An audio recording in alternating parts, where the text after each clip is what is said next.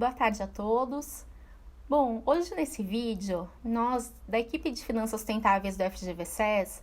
vamos trazer os principais resultados de um estudo que nós publicamos em julho de 2020, que ele trata das barreiras para o aumento de investimentos privados no setor ferroviário no Brasil. Esse estudo ele é parte do projeto Fortalecendo a Implementação da Política Climática Nacional, que é um projeto que é coordenado pelo Instituto Alemão de Pesquisa Econômica, ADIW, e ele é financiado pelo Ministério do Meio Ambiente alemão. Ele tem 4 anos e tem como objetivo desenvolver estudos que apoiem a implementação das NDCs no Brasil, na África do Sul, na Índia e na Indonésia. O projeto ele conta com a participação de diversos institutos de pesquisa, tanto institutos de pesquisas dos países que eu mencionei, como também organizações da Inglaterra e da Alemanha. No Brasil, nós selecionamos o tema da infraestrutura de transporte em função do enorme desequilíbrio que existe na matriz de transporte de cargas no país. Então, como a gente pode ver na figura, existe uma enorme predominância do modal rodoviário. Então, 65% da carga transportada vai via rodovias e apenas 15% vai via ferrovias e 16% via cabotagem modal hidroviário. E lembrando que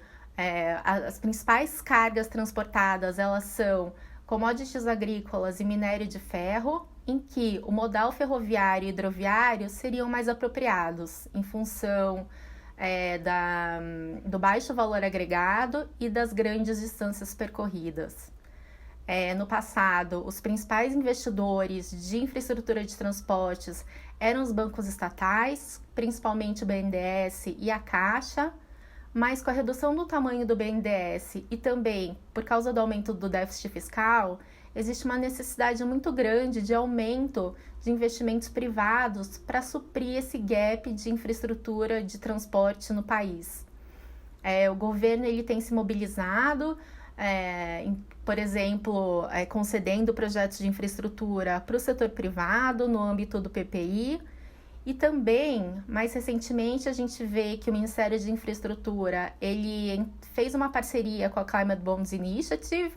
com o objetivo de certificar inicialmente o seu portfólio de projetos ferroviários com o objetivo de atrair recursos verdes do mercado de capitais internacional. A gente foi buscar na literatura quais tipos de barreiras existem para investimentos privados para o setor ferroviário. E a gente encontrou 2 tipos principais de barreiras. Primeiramente, as barreiras para investidores diretos, ou seja, as barreiras que impedem ou que dificultam que empresas concessionárias operem projetos ferroviários no país. E a gente encontrou alguns exemplos, como, por exemplo, a insegurança legal, a questão dos altos investimentos necessários para projetos ferroviários, riscos cambiais e a dificuldade de obtenção de licenças ambientais. E um segundo tipo de barreira, que são barreiras para atração de investidores do mercado de capitais, para investimentos em projetos e empresas ferroviárias, do setor ferroviário, como a questão da baixa oferta de green bonds, e do baixo retorno de debêntures de infraestrutura e de green bonds. Com o objetivo da gente explorar essas barreiras que a gente encontrou na literatura, a gente realizou entrevistas com 11 stakeholders do setor ferroviário, e aqui a gente entrevistou representantes do setor, então entrevistamos empresas concessionárias, associações e consultores, entrevistamos representantes do governo, acadêmicos que vêm desenvolvendo pesquisas nesse tema no país, e também entrevistamos grandes empresas que são usuárias de transporte ferroviário. Então, a gente fez as entrevistas entre abril e junho desse ano, e como eu falei, o objetivo não é chegar a conclusões definitivas, mas buscar explorar os temas que a gente encontrou na literatura. Então, agora falando um pouco dos resultados do estudo, a primeira barreira é impedimentos para que o setor privado proponha projetos ferroviários. Então, como a gente sabe, hoje os projetos ferroviários eles são realizados na modalidade de concessão, E esse projeto de lei 261 do senador José Serra, ele propõe que os projetos ferroviários eles sejam também realizados na modalidade de autorização, né? Então, aqui a gente perguntou especificamente sobre a opinião dos entrevistados sobre esse projeto de lei. E a gente encontrou opiniões bastante divergentes aqui. Então, por exemplo, os representantes do governo, eles acreditam que sim, que a aprovação dessa PL vai ajudar a destravar investimentos privados para o setor, porque empresas ou grupos de empresas vão poder construir ramais conectando a sua fábrica ou a sua produção até um porto ou até uma malha ferroviária principal. Além disso, o setor privado ele também poderia operar esses ramais chamados de abandonados, que são ramais que estão sob a operação de empresas concessionárias e que não são utilizados hoje, e que com isso o setor privado ficaria menos dependente de leilões ou de planejamentos por parte do poder público, né? Então que essa PL ela seria bem parecida com a regulação que existe hoje para portos, né? Que existem o terminal de uso privado e tem os portos públicos. Bom, por outro lado, alguns participantes do setor e usuários não acham que essa PL ela vai ajudar a destravar investimentos. Em primeiro lugar, porque vai existir uma assimetria regulatória muito grande entre empresas concessionárias e autorizatários, no sentido de ter uma carga regulatória muito pesada para as concessionárias. Além disso, também disseram que a operação ferroviária ela requer investimentos muito altos e que seriam poucas as empresas que teriam condições de realizar esse tipo de investimento e que capital também não seria suficiente por causa do alto grau de especialização que é requerida para operar projetos ferroviários. E também alguns entrevistados disseram que as empresas elas não se interessariam por operar ferrovias, porque isso acabaria afastando-as do seu core business. Em relação à segunda barreira, a questão da insegurança regulatória, a maioria dos entrevistados acha que sim, que essa é uma barreira. A exceção aqui foi dos representantes do governo, que disseram que houve uma melhoria bastante significativa do ambiente regulatório nos últimos anos, dando como exemplo regulamentação de direito de passagem e a possibilidade de renovação antecipada de contratos pelas empresas concessionárias. Mas aqueles que não concordam disseram que deram um exemplo, por exemplo, a questão da Lei 13.448, né, a Lei da Renovação Antecipada de Contratos, dizendo que a lei ela foi impugnada pelo Ministério Público Federal e ela acabou indo parar no Supremo Tribunal Federal, que no começo do ano julgou a liminar, mas não julgou o mérito da ação e que com isso, né, esse é só um caso que mostra como existe uma insegurança legal para as empresas concessionárias, especialmente para aquelas empresas concessionárias que estão interessadas na renovação dos seus contratos. Os entrevistados também comentaram que existe uma falta de maior regulamentação sobre alguns aspectos específicos do setor, como, por exemplo, direito de passagem, devolução de ramais inutilizados, dizendo que a lei ela permite a devolução, mas que hoje não existem processos para a realização dessas devoluções pelas concessionárias. E também comentaram sobre o papel dos operadores ferroviários independentes, dizendo que hoje existem operadores para operar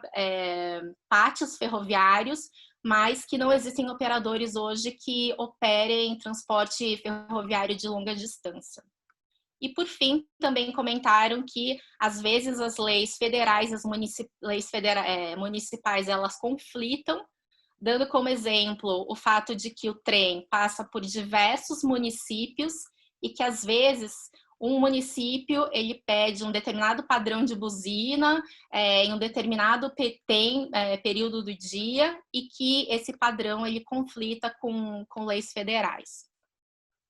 A nossa proposição 3 aqui é com relação à insegurança jurídica para as empresas concessionárias, e aí talvez o ponto principal aqui é que o setor tem contratos de longo prazo, né, e muitas vezes contratos incompletos, e o investidor precisa de sinal claro que esses contratos vão ser respeitados, né, ao longo de 5, 10, 20 anos, e que os processos para, eventualmente, revisão de algum contrato ou completar algum contrato, esses processos sejam claros, sejam robustos e sejam consistentes ao longo do tempo, né? E aí a gente tem uma percepção por parte dos entrevistados de uma certa insegurança jurídica surgindo a partir das interferências de órgãos de controle como o TCU ou como o Ministério Público em contratos, seja contratos existentes, seja para, por exemplo, os processos de renovação antecipada das concessões, né? Então, a gente tem aí discussões acerca da taxa de retorno prevista nos contratos das concessionárias, em especial, alguns entrevistados mencionaram, né, a questão de discutir taxa de retorno num momento de grande incerteza econômica, no meio da pandemia, por exemplo, que é o caso atual, né, se não seria o momento, talvez, ideal para esse tipo de discussão ser levantada, e tem sido levantada pelo TCU. Tem também a questão de eventuais discordâncias do próprio TCU com relação aos preços que deveriam ser praticados nessas concessões, discordando dos métodos de cálculo da própria NTT com relação a algumas renovações, né, de concessões. O posicionamento contrário, né, do TCU, da equipe técnica do TCU, com relação à renovação das ferrovias da Vale, né, e aí tem uma discussão que alguns entrevistados trazem com relação ao caráter, digamos, integrado aí, né, da mina até o porto dessas ferrovias e qual seria o risco, inclusive econômico para o país, de você ter um descasamento do escoamento dessa produção com eventualmente um terceiro player, um segundo player entrando numa operação que hoje é integrada, né? E uma discussão em geral se é de fato o papel do TCU ou não interpretar a vantajosidade desses contratos, dessas renovações. Enfim, embora você possa questionar qual que é o papel, a mera discussão já traz uma insegurança para o investidor de não saber exatamente se aquele contrato que ele assinou lá atrás vai ser respeitado, se vai ser questionado, o que pode mudar para o futuro, né? Com relação às concessões já feitas, tem aí a questão da NTT ter sido criado depois delas terem sido feitas, né? Então, as concessões ocorreram na década de 90, a NTT vem depois. Alguns entrevistados mencionaram uma tentativa aí inicial de busca de legitimidade por parte da agência, com uma certa atuação excessiva de tentar rever alguns contratos, de tentar rever algumas cláusulas desses contratos que já tinham sido assinados no momento em que a agência ainda não existia, né? Isso tudo no nível mais federal, né? Quando a gente vai também para um nível mais local, tem uma discussão interessante que alguns dos representantes do setor fizeram com relação à faixa de domínio e invasões e essa interação que é sempre complicada, né, de áreas urbanas com as ferrovias, e que, em casos de invasões, o poder municipal é que é o responsável pela remoção dos invasores, e isso exige, por parte dos concessionários, uma boa relação com as prefeituras, com os poderes locais, para que, em havendo uma invasão, a prefeitura haja de maneira rápida e tempestiva para limitar o problema, né? Porque se você tem, depois de um prédio, de alguma habitação, algum uso comercial construído à margem de uma ferrovia, para você conseguir remover aquele invasor da região é complicado, às vezes demora tempo e traz um risco de acidentes, traz uma queda de produtividade, porque você passa a ter que operar com velocidade menor. Isso tudo é risco a mais para as empresas concessionárias e entra também numa seara jurídica aí de conseguir remover eventuais invasores, né? Aqui é um caso de uma barreira que a gente teve,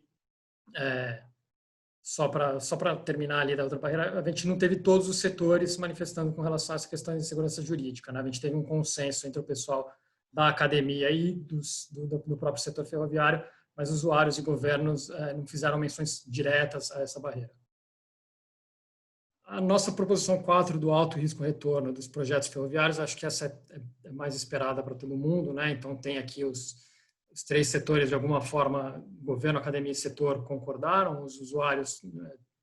talvez fizesse até menos sentido para eles opinarem a respeito do assunto, que tem um ponto inicial de diferença, né, entre projetos Greenfield e Brownfield, né? Então, os Greenfield são aqueles que precisam de investimentos mais altos e têm maior incerteza com relação à demanda por esses novos trechos, né? Então, eles são mais arriscados do que os Brownfield, mas, de modo geral, é um setor que depende de muito investimento inicial, um descasamento entre o investimento para a construção da infraestrutura e a geração de receitas muito grande, né? Então, isso acaba, de fato, trazendo um risco que é específico do setor ferroviário,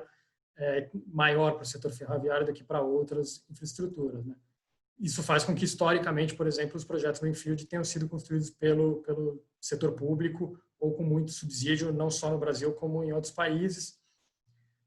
Então, tem aí um bom nível de consenso que concorda que existe um alto risco decorrente dessas características do investimento. Por outro lado, tem alguns atenuantes ali, né? Então, hoje em dia, pelo menos, a questão da taxa de retorno, que pesa alguns questionamentos, por exemplo, do TCU, ela parece adequada para os investimentos das ferrovias já concedidas, né? E a questão da renovação antecipada dos contratos também permite um planejamento melhor e de mais longo prazo por parte das concessionárias, então isso tenderia a facilitar aí, diminuir os riscos que aqueles que já têm a concessão podem enfrentar para investimentos futuros, né? Do lado ainda de algumas incertezas nessa frente, tem a questão dos bens reversíveis, né? A gente está falando de bens públicos que são concedidos para um ente privado e qual o papel que eles poderiam ter como garantia em financiamentos, né? Então, alguns entrevistados mencionaram que, por exemplo, de novo no setor portuário, essa é uma questão um pouco mais pacificada, né, de que poder usar determinados ativos como garantia em operações de crédito, que no setor ferroviário isso não está muito claro, isso não está muito bem definido, tem muita incerteza e os próprios contratos de concessões hoje não estipulam na prática quais ativos devem ou não devem ser devolvidos para o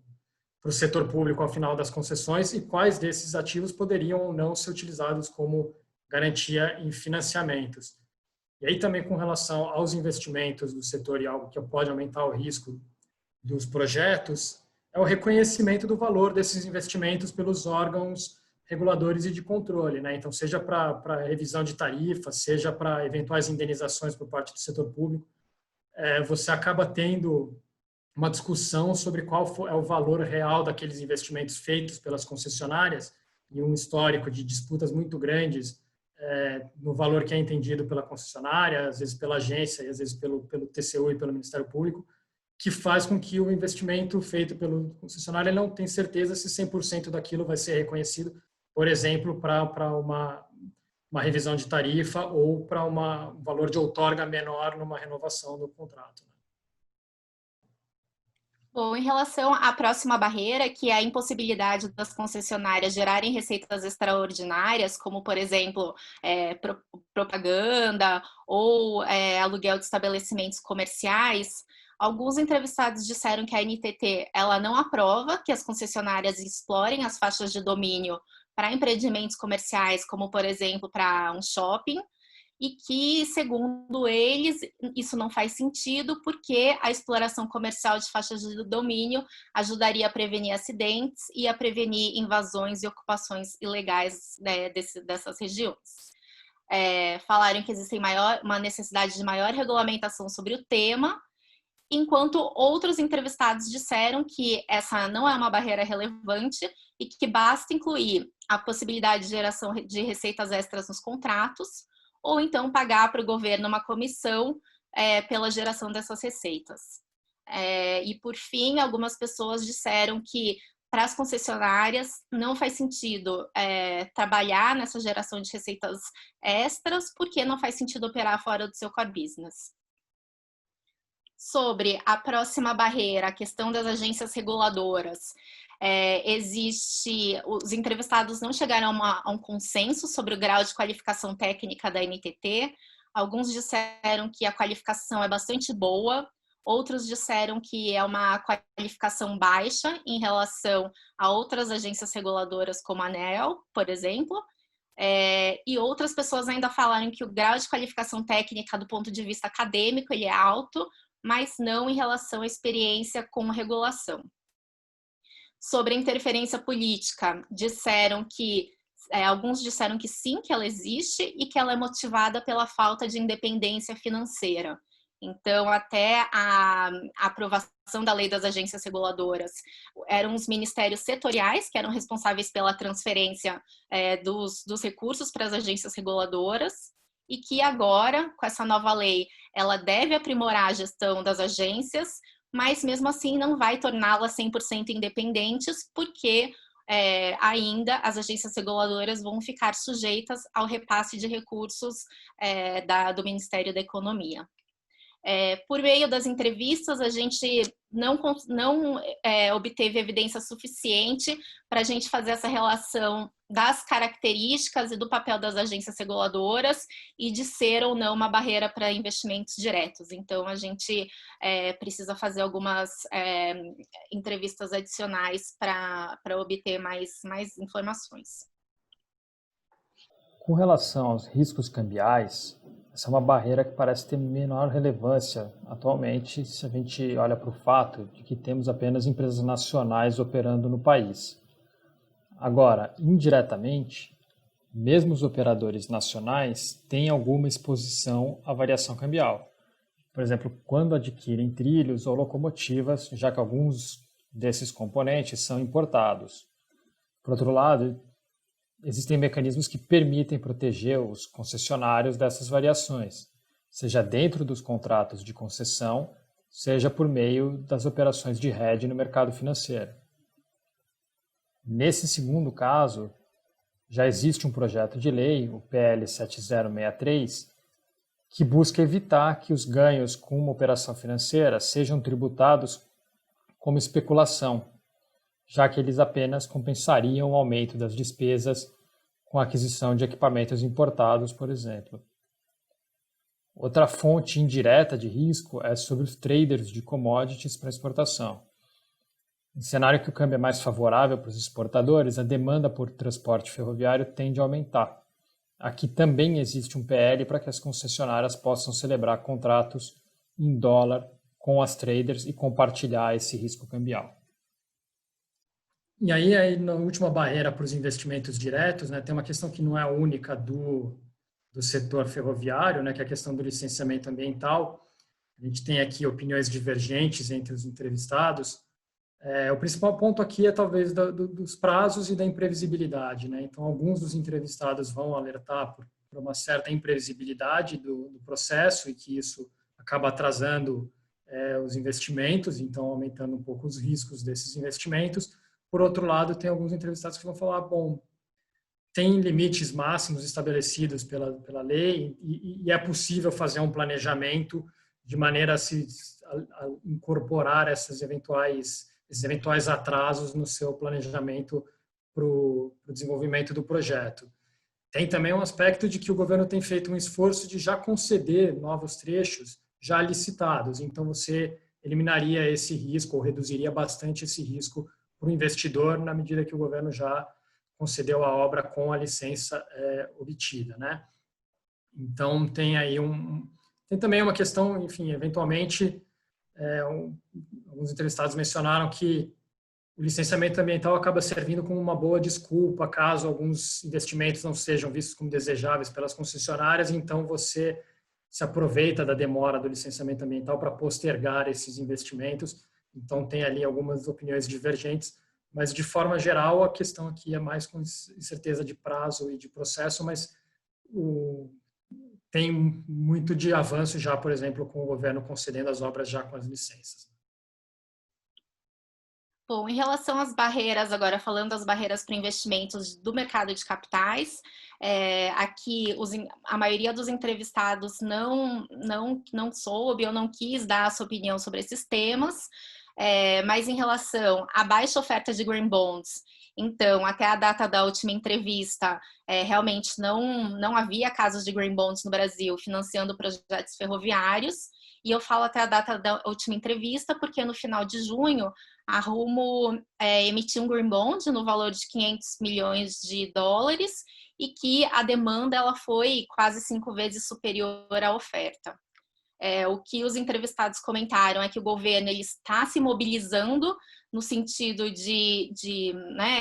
destravar essa questão da falta de green bonds, certificar projetos ferroviários, né, nessa parceria com o CBI, de forma que, quando as empresas concessionárias, né, elas forem bidar nos leilões, elas tenham conhecimento prévio de que elas vão poder financiar suas operações por meio de emissão de green bonds.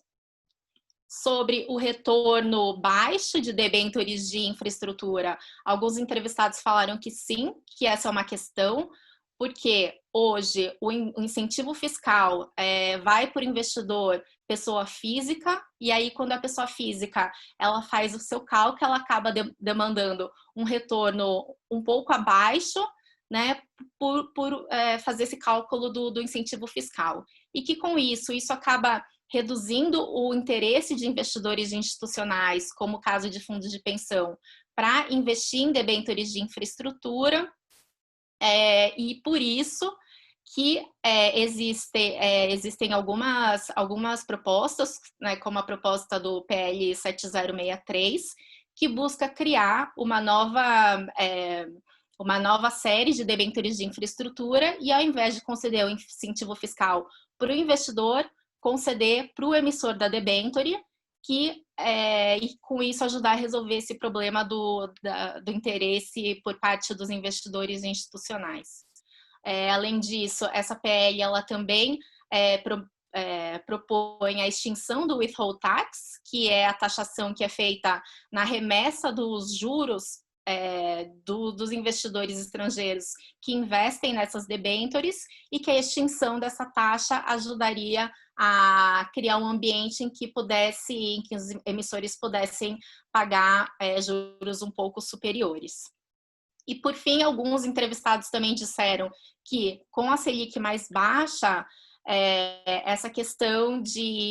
da grande diferença, né, de títulos públicos e de papéis privados, ela vai ser menos relevante, porque hoje é menos atrativo investir em títulos públicos, e que vai haver um aumento de investimentos em papéis privados. Bom, então só algumas reflexões. A questão da insegurança legal e da necessidade de altos investimentos para os projetos são consideradas as barreiras mais citadas, né, impedindo o aumento de investimentos privados, e que, no caso das barreiras para o mercado de capitais, elas também foram consideradas relevantes, mas que já existem propostas do governo, projetos de lei buscando solucioná-las. A gente encontrou opiniões divergentes em algumas barreiras, como, por exemplo, opiniões sobre o projeto de lei regulando a autorização, que a gente encontrou que tem pessoas que acham que vai destravar, e outras pessoas, como, por exemplo, as empresas, a gente ouviu delas que eles não teriam interesse em entrar nesse setor. Para finalizar, o trabalho de pesquisa segue no seu segundo ano. A gente continua explorando as barreiras, mas também as motivações para a canalização de recursos privados para a infraestrutura de transporte de baixo carbono, com especial atenção para o transporte ferroviário de carga. Em particular,